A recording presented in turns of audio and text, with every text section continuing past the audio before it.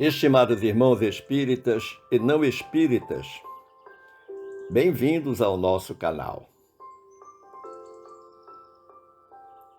Desejo saudar, inicialmente, todos os irmãos do Centro de Estudos Espíritas, o Canto da Paz, na cidade de Xangrande, em Pernambuco, pelo 13º aniversário de criação desta Casa de Amor e Caridade. Abraço a todos, desejando que muitos anos ainda se sucedam nesta meritória tarefa de amor ao próximo, pela construção do conhecimento sobre a doutrina espírita e pelo amparo material aos mais necessitados. Foi-nos solicitado refletir hoje sobre o tema A Construção da Casa sobre a Rocha.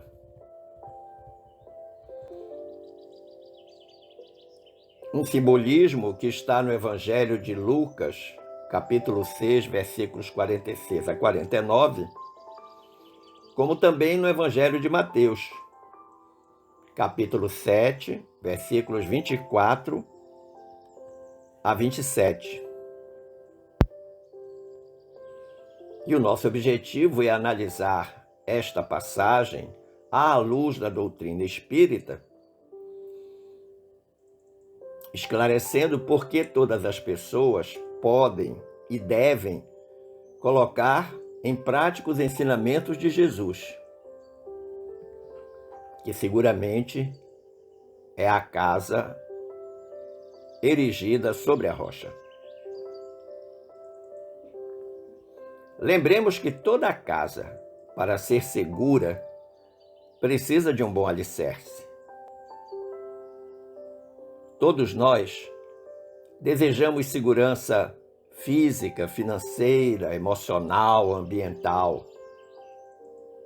Sem dúvida.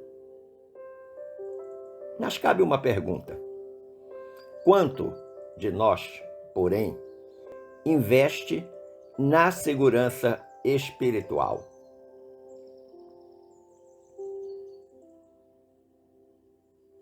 Observemos que após 40 dias de silêncio e meditação, Jesus dá a primeira e mais importante mensagem ao povo que lhe procurava. Mensagem essa conhecida como o Sermão da Montanha, ou o Sermão do Monte, ou ainda o Sermão das Bem-aventuranças, no qual o mestre traz os fundamentos do cristianismo e um código de conduta moral. Jesus deixa para nós palavras consoladoras de fé, palavras que nos ensinam a resignação nas adversidades, palavras de misericórdia, palavras de mansidão nas lutas que enfrentamos. Mas o encerramento desta prédica de Jesus, desta fala, deste sermão, é simplesmente maravilhoso, porque Jesus pronuncia as seguintes palavras: todo aquele, pois, que ouve estas palavras e as pratica, será comparado a um homem prudente que edificou sua casa sobre a rocha. E caiu a chuva, transbordaram os rios, sopraram os ventos e deram com ímpeto contra aquela casa, que não caiu, porque fora edificada sobre a rocha. E todo aquele que ouve as minhas palavras e não as pratica, será comparado a um homem insensato que edificou a sua casa sobre a areia. E caiu a chuva, transbordaram os rios, sopraram os ventos e deram com ímpeto contra aquela casa. E ela desabou, sendo grande a sua ruína. Tal como descreve o capítulo 7 do Evangelho de Mateus, versículos 24 a 27. Nós percebemos que a advertência de Jesus nessas últimas palavras do Sermão do Monte é, em verdade, um convite para que tenhamos consciência da nossa responsabilidade diante das escolhas que fazemos. Essa conclusão do Sermão do Monte ou da Montanha resume algumas coisas importantes para nós refletirmos. Tal como a essência da sabedoria e da felicidade da vida está em realizar as grandes verdades e não somente ouvi-las. É fácil ouvir as coisas de Jesus. O desafio é praticar essas coisas. Ouvir os ensinamentos, colocar os ensinamentos em prática. Entre ambos há uma grande distância, que só pode ser vencida pela força de vontade e pela fé. Com determinação, com galhardia, mas também com serenidade. O codificador Allan Kardec, no item 9 do capítulo 18 de nosso Evangelho, capítulo 18, o tema é Muitos os chamados e poucos escolhidos. Ele nos traz um esclarecimento importante quando diz: são eternas as palavras de Jesus, porque são a verdade. E nós não podemos considerar a verdade apenas como antônimo da mentira. Verdade é muito mais que isso. Verdade é tão importante que Jesus disse: conhecereis a verdade e a verdade vos libertará. A verdade são as palavras de Jesus que liberta qualquer um de nós quando coloca em prática. E ele começa dizendo: são eternas, portanto, imperecíveis. E ele prossegue dizendo: constituem não só a salvaguarda da vida celeste, mas também o penhor da paz, da tranquilidade e da estabilidade nas coisas da vida terrestre. Então Kardec nos aponta uma trilogia extremamente importante para quem pratica as palavras de Jesus, pratica o seu evangelho de amor e libertação, que é o penhor da paz, da tranquilidade e da estabilidade nas coisas terrenas. E o cumprimento destas palavras, a prática dessas palavras, constitui uma espécie de passaporte para a vida futura, para a vida celeste. E Kardec diz mais: os homens as conservarão porque se sentirão felizes nelas. Olha que interessante. Nestas palavras de Jesus, vivendo estas palavras de Jesus, praticando estas palavras de Jesus, nada mais experimentaremos senão a felicidade. Mas aí Kardec faz uma advertência. As que, porém, forem uma violação daquelas palavras, serão como a casa edificada na areia. O vento das renovações e o rio do progresso as arrastarão. Então, todas as vezes que nós violarmos esse código de conduta moral, que é o Evangelho de Jesus, nós estaremos edificando uma casa na areia.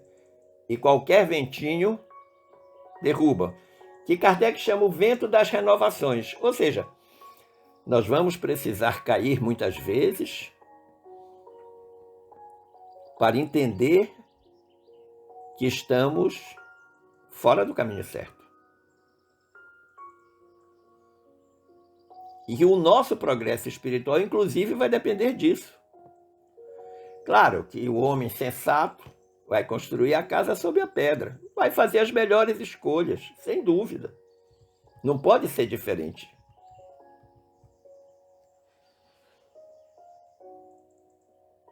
Mas que palavras foram essas que Jesus proferiu e que devemos colocar em prática? Vejamos alguns recadinhos do Mestre para nós. Jesus estimula o que temos de melhor, convidando-nos a sermos perfeitos como o nosso Pai Celestial é perfeito, na chamada perfeição relativa, que é absoluta somente de Deus. Mas Jesus nos estimula. O segundo aspecto a considerar, o segundo recado a considerar, é que nós não devemos nos perder na transitoriedade de tudo que é material. Mas devemos prestar atenção, devemos nos ater ao que seja essencial e perene. Ora, e o que é essencial e perene? A vida do espírito. Sim, porque o corpo de carne, em algum momento, vai acabar na desencarnação. Vai diluir-se, absolutamente vai desaparecer. O terceiro recadinho que Jesus nos manda é o da lembrança que devemos ter na revisão de ideias e atitudes e condutas que todos nós devemos executar, buscando pensar e fazer melhor do que se pensou e se fez hoje. Significa dizer que amanhã nós precisamos ser melhor do que hoje. Na pior das hipóteses, estacionar. Que esse regredirmos será terrível, embora o espírito não retrograda. Sabemos disso, o espiritismo nos ensina isso. O outro recadinho que Jesus coloca na sua fala diz-nos para nos reconciliarmos, através do perdão, com os nossos adversários, nossos desafetos. Amai os vossos inimigos, disse Jesus certa vez. Isso não significa dizer que nós temos que compartilhar, a cama, a mesa com eles, claro que não. Amá-los no sentido de respeitá-los, na sua integridade física, psíquica, espiritual.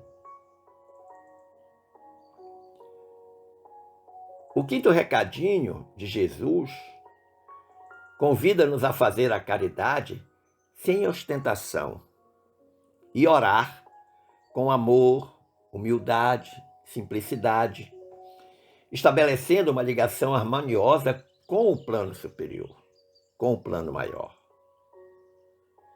E esse é um convite extremamente importante. Fazer a caridade sem ostentação. Capítulo 13 lá do nosso Evangelho. Que a mão direita não saiba o que dá à esquerda e vice-versa. E a questão da oração. A ligação com Deus. Que nós devemos fazer através do Wi-Fi. Cuja senha é amor. E que aqui ficam também acrescentadas as palavras humildade e simplicidade. Nos colocarmos diante de Deus todos os dias, todas as horas, com muita humildade, Lembrando lá a música do Gilberto Gil. Se eu quiser falar com Deus, tenho que ficar a sós. Tenho que desatar os nós da gravata, dos sapatos, das imperfeições, dos desejos menores e pequenos. Mas além de orar com humildade, precisamos também orar com simplicidade. Não adianta uma fala cheia de adjetivos. Uma fala simples e sincera, do coração. Até porque Deus conhece todas as nossas necessidades e limitações. Mas Ele quer que a gente se coloque diante dele de forma simples. Considerando o período de tempo que a mensagem cristã se encontra entre nós, entende-se que um esforço maior deva ser levado avante por todos nós que somos cristãos, notadamente e especialmente aqueles que são espíritas. Por quê? Porque detêm maiores esclarecimentos sobre as consequências de seus atos. Na qualidade de espíritas, nós conhecemos a lei de causa e efeito. Então, nós sabemos que a cada causa há um efeito que lhe é correspondente. Nós temos que ter responsabilidade sobre os nossos atos, porque todos eles terão consequências, boas ou más, a depender de que tipo de ato foi esse.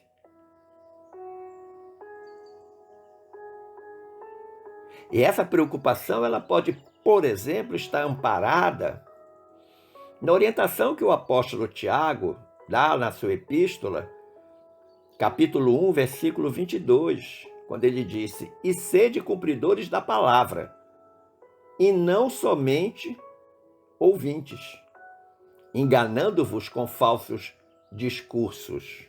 Olha que interessante. Sede cumpridores da palavra, e não somente ouvintes. Portanto, não vale a pena apenas ouvir, mas colocar em prática. Mas ele faz logo uma advertência, que a gente não se engane com os falsos discursos, com os falsos profetas. Aliás, a propósito dos falsos discursos e das enganações, Emmanuel, no capítulo 165 da obra Pão Nosso, esse capítulo intitula-se Falsos Discursos. Emmanuel diz assim: falsos discursos enganaram indivíduos, famílias e nações. Acreditaram alguns em promessas vãs, outros em teorias falaciosas, outros ainda em perspectiva de liberdade sem obrigações. E raças, agrupamentos e criaturas, identificando a ilusão, atritam-se mutuamente, procurando a paternidade das culpas. Olha que interessante. Os falsos discursos enganam o indivíduo, família, nações, um povo inteiro. Por quê? Porque as pessoas acreditam em promessas vãs, tolas, sem nenhuma substância. Outros acreditam nessas chamadas teorias falaciosas. E outros que podem conseguir viver em liberdade sem ter obrigação, sem ter compromisso, sem ter responsabilidade. E aí, quando as coisas não dão certo, todo mundo procura o culpado. Procura o que o Emmanuel está chamando de paternidade das culpas. Mas nessa mesma obra, no Pão Nosso, mais adiante, ele faz um aconselhamento interessante. Ele diz assim: no turbilhão de lutas, todavia, o amigo do Cristo, cada um de nós, pode valer-se do tesouro evangélico em proveito de sua esfera individual. Então, está oferecendo o Evangelho como algo que a gente pode utilizar para melhorar a nossa própria vida. E Emmanuel diz: cumprir a palavra do Mestre em nós é o programa divino. Ou seja, nós temos que colocar no nosso dia a dia, na nossa luta diária, na nossa forma de ser e de estar, toda baseada na palavra do Mestre. E ele diz: sem a execução desse plano de salvação, os demais serviços sob nossa responsabilidade constituirão sublimada teologia, raciocínios brilhantes, magnífica literatura, muita admiração e respeito do campo inferior do mundo, mas nunca a realização necessária. Ou seja, é uma falácia.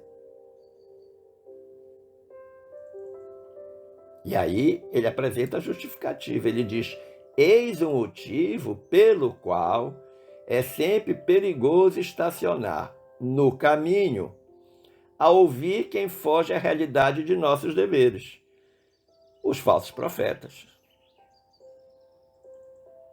E nós somos muitas vezes vítimas disso.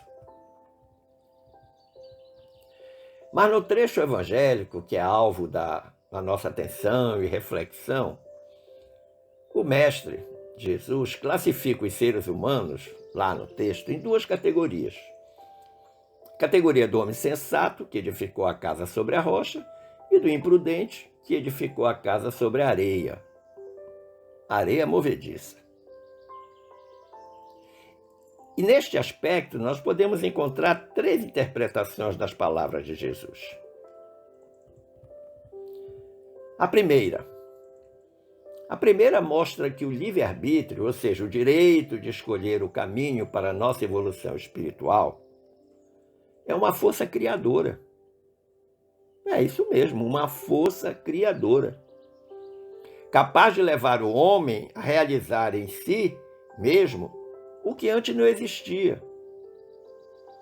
Eu falei anteriormente, o amanhã tem que ser melhor do que hoje. O que ainda não existe em mim hoje deve existir amanhã, de bom, claro.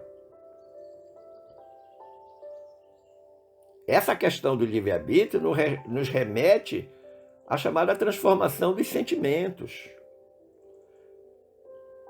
das mudanças na nossa forma de pensar e de agir em relação ao outro, ao próximo.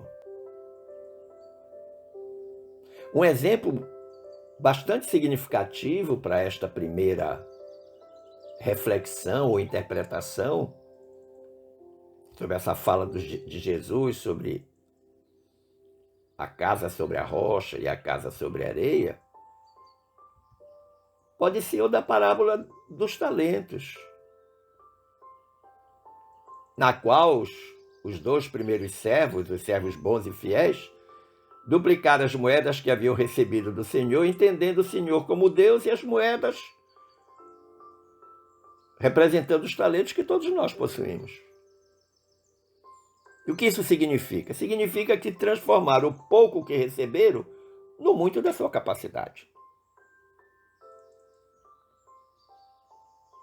Porque fizeram escolhas acertadas.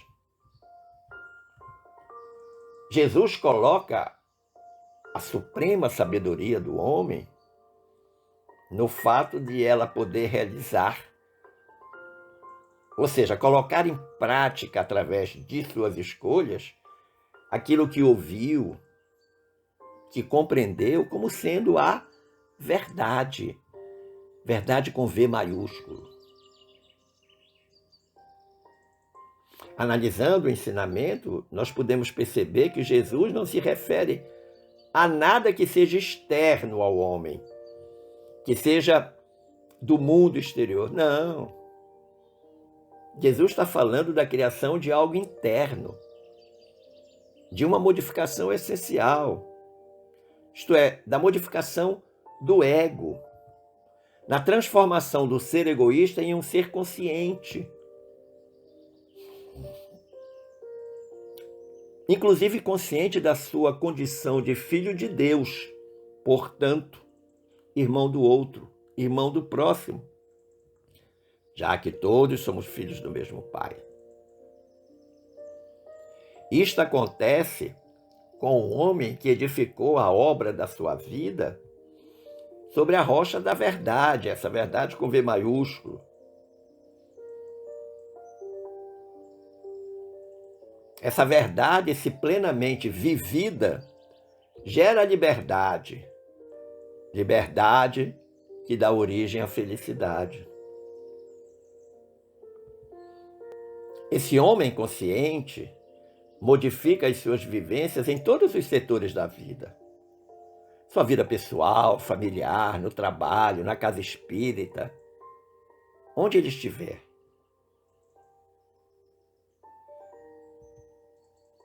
Um exemplo clássico que podemos observar é do homem tido como calmo e cordato na casa de oração que frequenta, ou na vida social, ou mesmo no local de trabalho. Nesses lugares ele é absolutamente cordato, calmo, tranquilo e sereno. Porém, todavia, no lar, aborrece-se porque as coisas não acontecem como ele deseja, segundo os seus caprichos. Não vive a verdade. Fica distanciado da felicidade. Ah, mas ele foi cordato, foi tranquilo, foi sereno no ambiente de trabalho, lá na casa espírita que ele funciona, na vida social, sim. E na célula máter, que é a sua família, ele não consegue.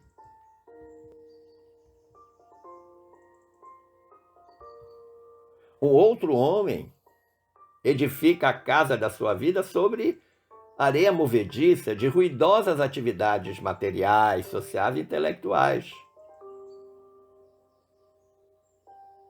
E como diz Huberto Holden, a sua vida se parece em tudo com uma enorme quantidade de grãozinhos de areia, justapostos, desconexos, sem nenhuma coesão interna.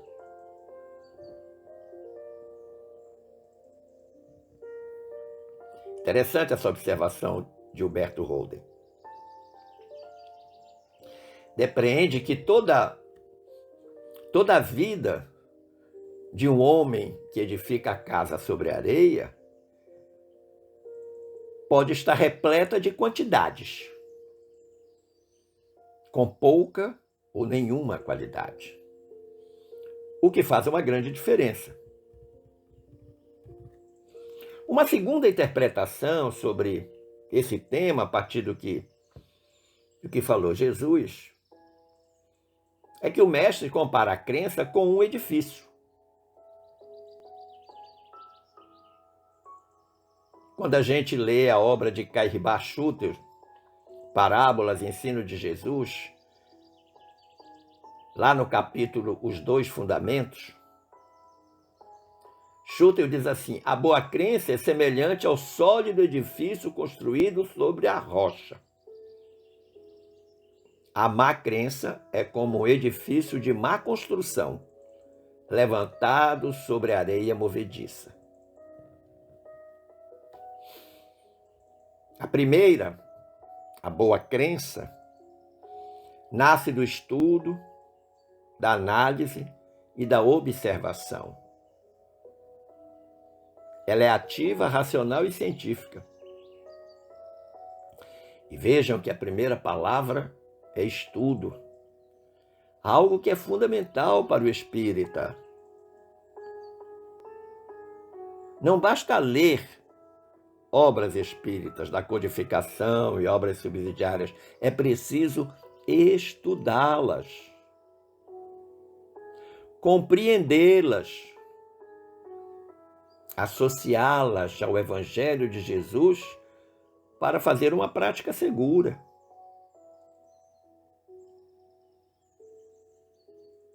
Por isso que disse que a boa crença é ativa, racional e científica. Ela se baseia no método, ela é metodológica. O método de estudo. ela tem comprovações científicas. Você é capaz de perceber resultados factíveis. Por outro lado, a segunda, a má crença, é passiva. Ela aceita todos os dogmas e verdades que lhe são sugeridas sem nenhum exame cuidadoso, sem nenhuma convicção que possa sustentar o homem nos momentos difíceis, tumultuosos, de grandes aflições. Quando vem o vento forte, derruba.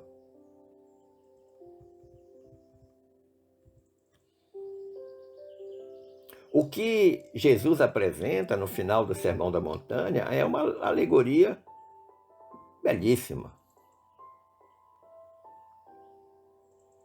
Vejamos então que, quando pensamos na construção de uma boa casa, resistente às intempéries, alguns cuidados devem ser tomados, sem dúvida. É preciso procurar um bom terreno e construir alicerces sólidos para sustentarem o peso da casa.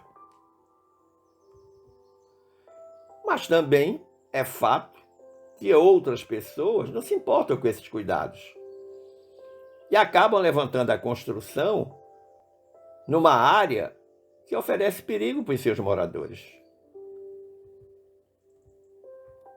Assim, meu amigo, minha amiga, também é a religião. Quem procura com boa vontade e livre de ideias preconcebidas a verdade e está disposto a abraçá-la, está edificando a casa sob a rocha.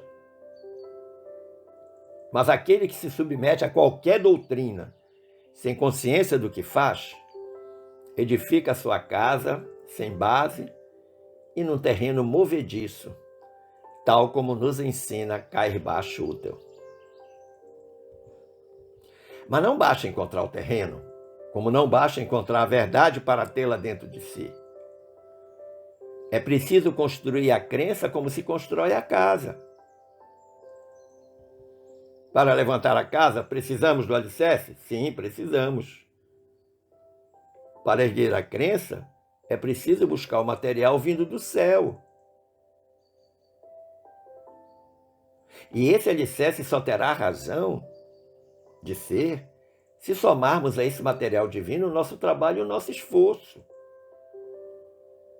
Que material é esse vindo do céu? O Evangelho de Jesus.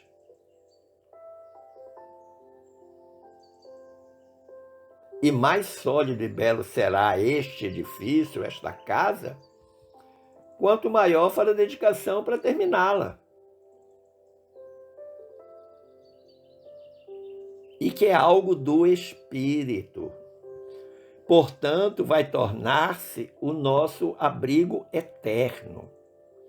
Nós estamos falando da casa espiritual. E a gente sabe que nas intempéries, nas provações da existência que enfrentamos diariamente, nessa crença bem construída, nesse espírito fortalecido pela verdade, haverá calma, coragem e fortaleza para vencer as lutas do dia a dia, sem dúvida. Esta é a casa espiritual que nós devemos nos preocupar em construir. A terceira interpretação dessa passagem evangélica, e que também merece um destaque, diz respeito aos pregadores do Evangelho. Em uma palavra, aos seus divulgadores. Essas pessoas sempre foram tidas, como expressões máximas do cristianismo. Mas isso só aconteceu quando, nas palavras de Emmanuel, esses homens não esqueceram a vigilância indispensável ao correto testemunho. O que é que diz essa vigilância? Falo e ajo em consonância com o evangelho que prego. O nome disso é coerência. Pratica aquilo que diz, faz aquilo que promete, que divulga, que prega. É interessante notar que Jesus destaca entre todos os seus discípulos aquele que lhe ouve os ensinamentos e os pratica. Concluindo-se daí que não basta ser portador de talentos com a palavra, ser um orador brilhante, mas é fundamental que o discípulo de Jesus seja igualmente portador da atenção e da boa vontade ante os ensinos do Mestre, examinando o seu conteúdo espiritual, a sua essência, para aplicar primeiro em si mesmo, em si próprio, no esforço diário de renovação moral. Lembre-se que, quando os discípulos perguntaram como eles seriam reconhecidos como portadores da Boa Nova, a resposta de Jesus foi simples. Vede como eles se amam. O amor na sua expressão máxima, o amor ágape, o amor de Jesus. Incondicional. O nosso esforço de renovação moral, que devemos praticar diariamente, faz com que hoje eu seja pior do que amanhã, e amanhã pior do que depois de amanhã, e assim sucessivamente. O nome disso é progresso, o nome disso é evolução. Não tem como ser diferente.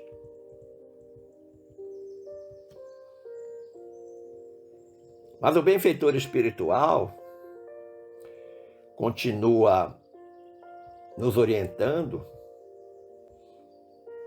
dizendo que todas as criaturas em serviço no campo evangélico, não importa qual seja a tarefa, seguirão em direção à verdadeira, baseada nos alicerces da verdade. E eu reitero, verdade com V maiúsculo. Eu sou o caminho, a verdade e a vida, disse Jesus.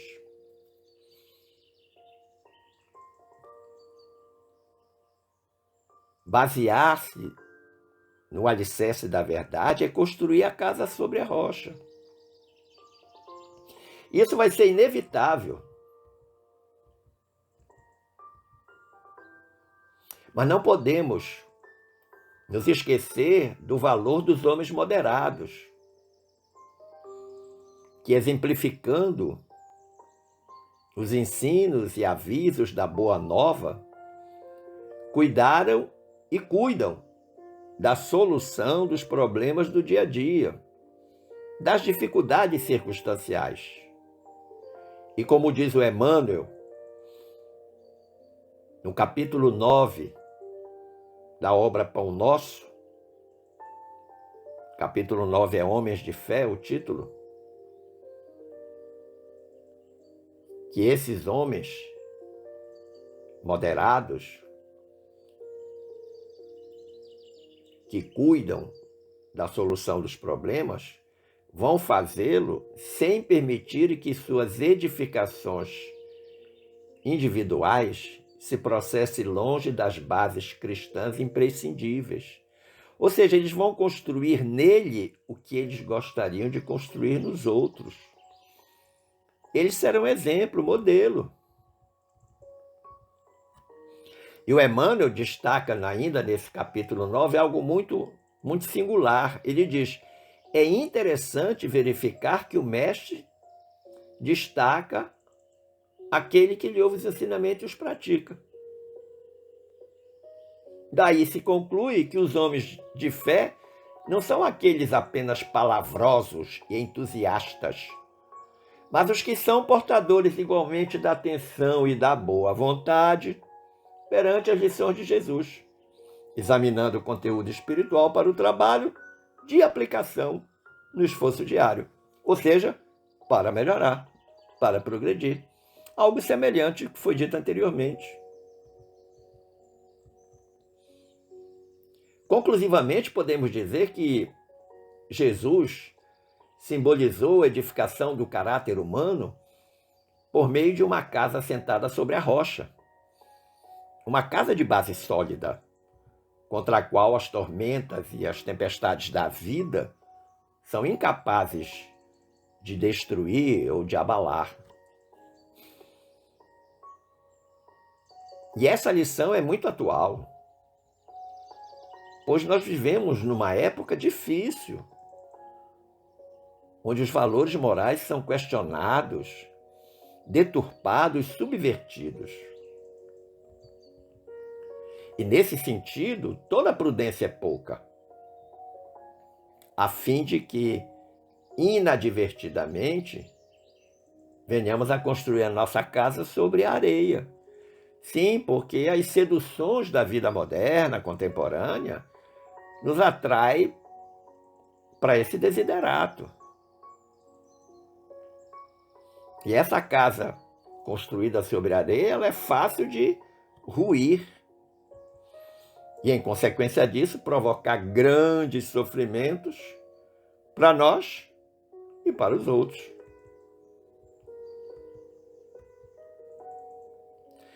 Também não podemos esquecer que toda edificação de valores espirituais eternos deve acontecer no dia a dia, pedra a pedra, tijolo a tijolo, unidos com o cimento da atenção, da vigilância e da perseverança. Exatamente. A nossa evolução espiritual nós construímos a cada segundo, colocando uma pedrinha, um tijolo a cada segundo, mas juntando essas pedras e esses tijolos, amalgamando-os com o cimento da atenção, ou seja, a vigilância permanente. Estar ligado, como dizem os nossos jovens. Vigiando os pensamentos, vigiando as palavras, vigiando as condutas. E também da perseverança, perseverar na fé. Saber que toda dificuldade é mestra, veio para nos ensinar. E que uma queda não significa desistência, mas renovação de ânimo. Esse é o nosso entendimento sobre a construção da casa sobre a rocha. Agradecendo o carinho da atenção e das boas vibrações dispensadas, eu desejo que fiquemos todos em paz com Jesus. Um forte abraço.